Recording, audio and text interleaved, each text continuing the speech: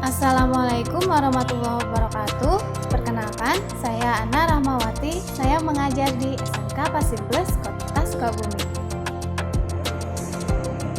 Saat ini, saya mengikuti pendidikan profesi guru di Universitas Papua pada mata pelajaran fisika.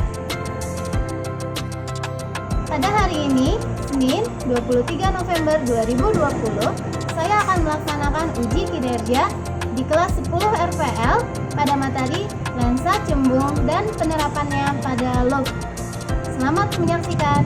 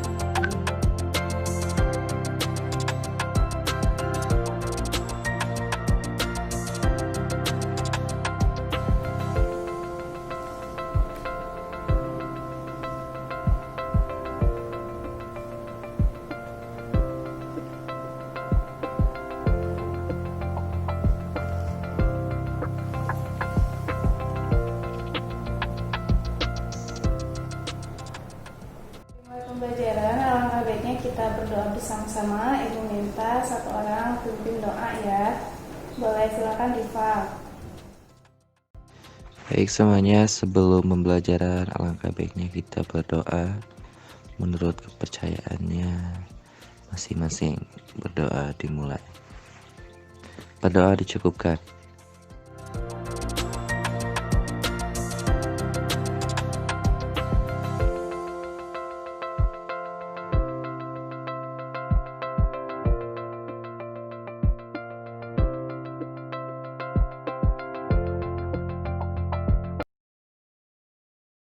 Tetap semangat ya untuk mengikuti pembelajaran meskipun di situasi pandemi seperti ini ya. Tetap semangat dan sehat selalu. Amin ya rabbal alamin.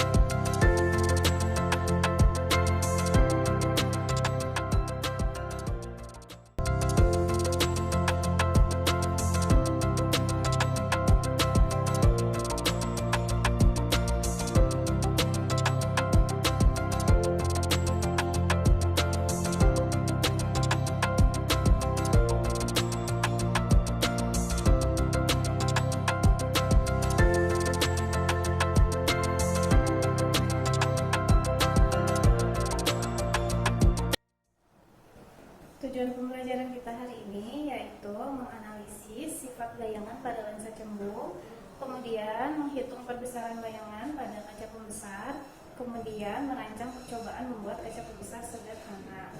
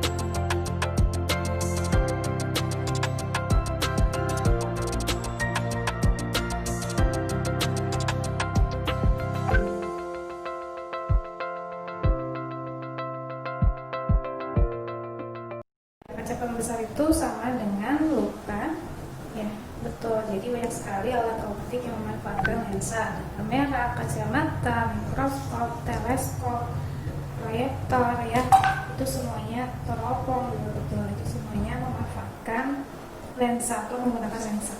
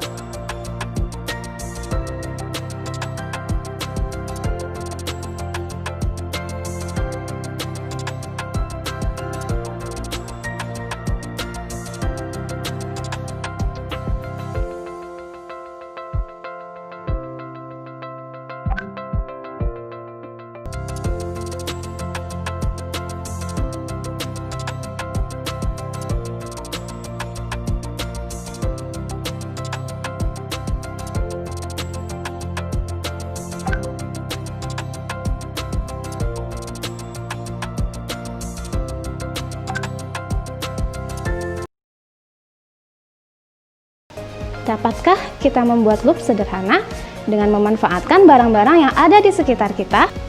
Tentu saja bisa. Mari kita siapkan alat dan bahannya. Yang pertama, siapkan botol plastik, cutter, gunting, pulpen, lem, sedotan kecil, dan air secukupnya. Apakah alat dan bahannya sudah siap? Jika sudah, mari kita lanjutkan ke langkah kegiatan. Buat 2 buah pola lingkaran pada bagian atas botol. Kemudian, potong bagian atas botol dengan menggunakan cutter. Lalu, gunting kedua pola lingkaran. Kemudian, rekatkan kedua pola lingkaran dengan menggunakan lem dan sisakan sedikit celah untuk memasukkan air. Setelah bagian dalam terisi penuh, rekatkan seluruhnya. Nah, kita sudah selesai membuat satu loop. Sekarang kita buat lagi satu buah loop dengan ukuran yang berbeda.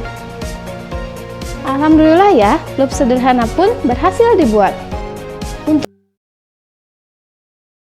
Nah, jadi bisa ya kita membuat loop sederhana dengan memanfaatkan barang-barang yang ada di sekitar kita. Seperti contohnya yang Ibu contohkan tadi, atau tadi yang dijelaskan oleh Apip. Nah, itu juga bagus, kita bisa membuat loop dengan memanfaatkan bohlam bekas, kemudian diisi air, seperti itu. Nah, setelah Ibu buat loop, Ibu membuat 2 loop, loop 1 dan loop 2, seperti yang terlihat pada gambar yang Ibu share. Terlihat tidak perbedaan antara loop 1 dan loop 2. Bagaimana ukurannya? Loop 1 dengan loop 2, mana yang lebih besar, mana yang lebih kecil, kemudian bagaimana perbesaran yang dihasilkan. Apakah perbesarannya sama, perbesaran bayangannya sama, atau berbeda? Menurut kalian seperti apa?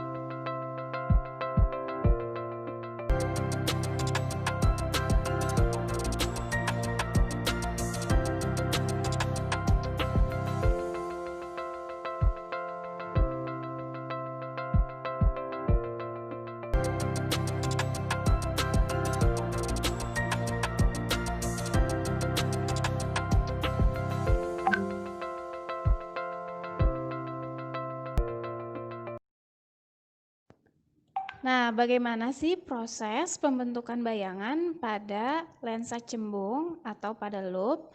Ibu akan share sebuah video animasi simulasi yang menjelaskan mengenai pembentukan bayangan pada lensa cembung. Untuk mengetahui proses pembentukan bayangan pada lensa cembung, mari kita perhatikan sinar istimewa berikut. Nah, ini gambar lensa cembung. Dan di situ ada sumbu utama, kemudian ada 3 buah sinar. Sinar yang pertama yang berwarna merah itu merupakan sinar datang sejajar sumbu utama dibiaskan melalui titik fokus kedua. Sinar kedua yang berwarna hijau merupakan sinar datang melalui pusat kelengkungan lensa diteruskan tanpa dibiaskan. Yang ketiga yang berwarna ungu, sinar datang melalui fokus lensa ke-1 dibiaskan sejajar sumbu utama.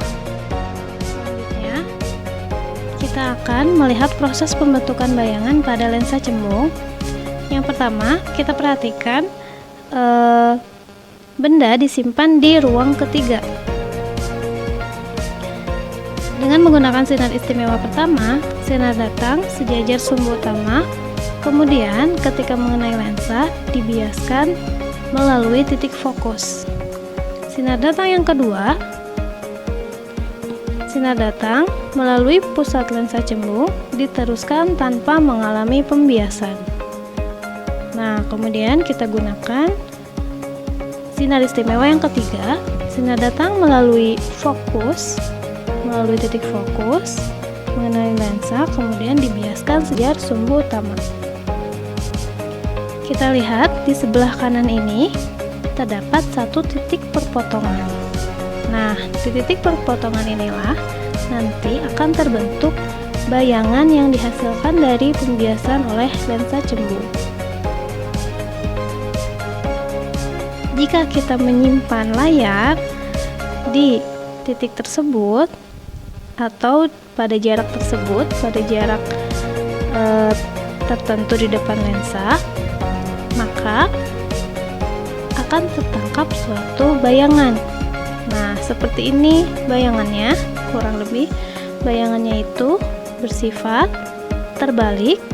Jika kita bandingkan dengan bendanya, dia posisinya terbalik, kemudian ukurannya lebih kecil, dan sifatnya ini adalah nyata. Kenapa nyata? Karena terbentuk dari garis-garis asli hasil pembiasan. Bagaimana kalau bendanya kita dekatkan ke lensa? Semakin dekat. Nah, di titik ini merupakan jari-jari lensa. Pada jari-jari lensa ini, ketika benda disimpan di jari-jari lensa, maka bayangan yang dihasilkan adalah terbalik, nyata, dan ukurannya sama besar.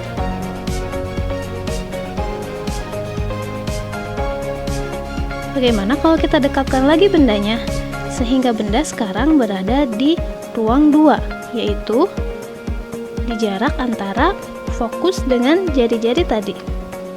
Ternyata bayangan yang dihasilkan pun ukurannya semakin besar. Nah, bayangannya seperti ini ya. Jadi sifatnya sekarang apa? Nyata, terbalik, dan diperbesar.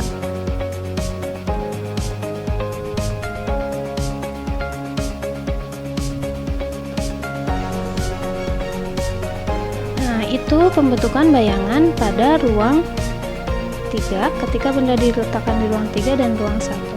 Sekarang, bagaimana jika benda diletakkan di ruang 1, yaitu ruang antara lensa dan titik fokus? Nah, dengan menggunakan 3 sinar istimewa tadi, ternyata tidak dihasilkan titik perpotongan di sebelah kanan. Oleh karena itu, kita harus memperpanjang sinar biasnya. Nah, setelah diperpanjang ke sebelah kiri, dihasilkanlah satu titik perpotongan. Nah, disitulah bayangan akan terbentuk.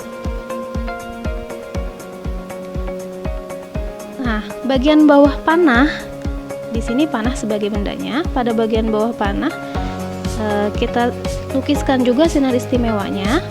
Kemudian kita buat perpanjangan dari sinar biasnya, sehingga dihasilkan. Nah, itulah bagian bawah panah dari bayangannya. Nah, di sini kita tahu ya, bayangan yang dihasilkan bersifat maya, tegak, dan diperbesar. Nah, jadi sekarang kalian tahu kan di manakah benda kita simpan agar lensa cembung berfungsi sebagai loop? Benar, kita harus menyimpannya di ruang 1.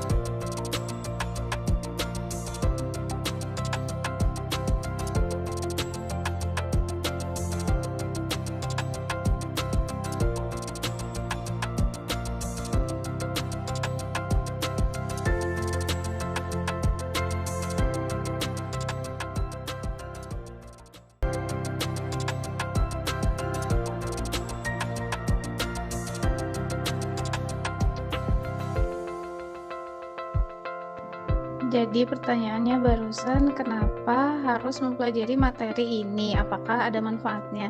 Tentu saja banyak manfaatnya ya. Kalau dilihat lagi ke bagian atas, nanti itu sudah dijelaskan bahwa lensa ini banyak sekali manfaatnya dalam kehidupan sehari-hari kita, terutama pada alat-alat optik, ya kan? Alat optik itu kan seperti yang kita gunakan kamera, kemudian ibu menggunakan kacamata, kemudian mikroskop, teleskop, proyektor atau infokus. Kita menggunakan alat-alat optik yang memanfaatkan lensa seperti itu.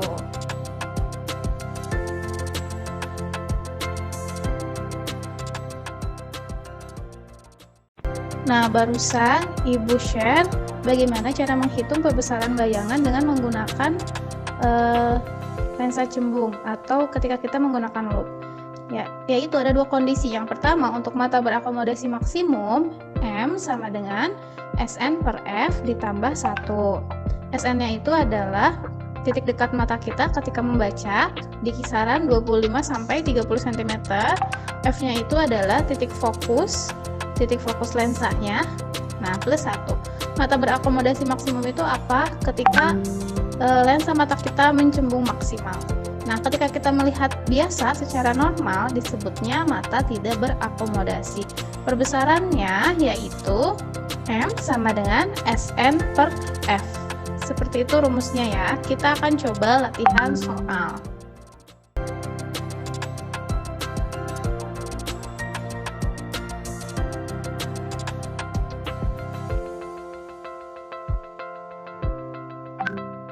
Nah, contoh soalnya, Rina menggunakan kaca pembesar untuk mengamati benda dengan ukuran kecil dengan kondisi mata normal dan berakomodasi maksimum. Loop tersebut memiliki jari-jari sebesar 50 mm. Berapakah perbesaran loop tersebut jika titik dekat mata sebesar 25 cm? Jadi kita hitung perbesarannya ketika matanya berakomodasi maksimum dan ketika matanya tidak berakomodasi.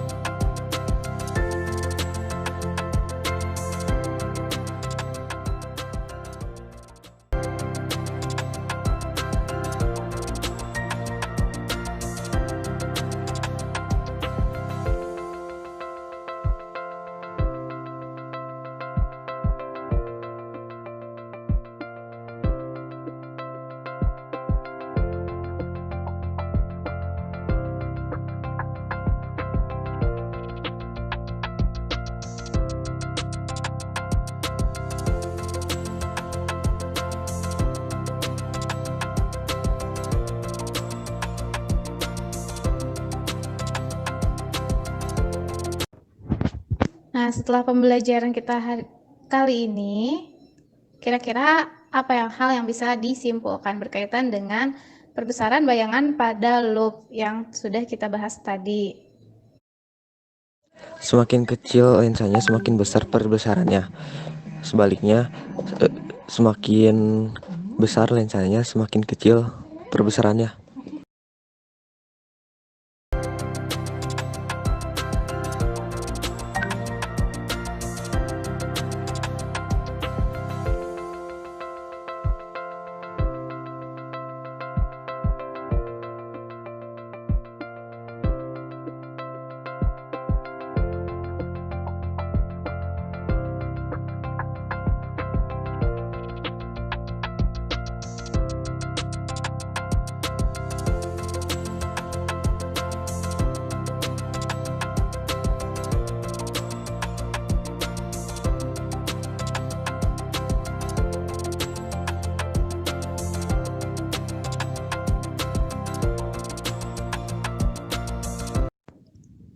Nah, karena minggu depan kita sudah mulai masuk UAS atau PAS ya, penilaian akhir semester, maka jangan lupa untuk belajar materi-materi yang sudah kita pelajari ya, agar PASnya nilainya bagus. Ibu yakin kalian pasti akan mendapat nilai bagus kalau rajin belajarnya, oke? Semangat terus!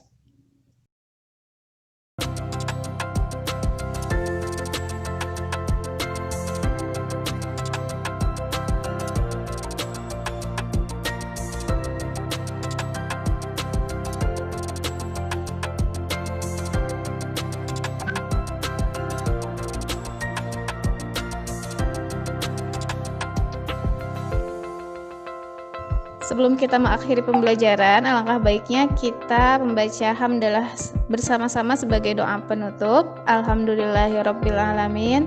Mudah-mudahan materi yang kita pelajari hari ini ada manfaatnya.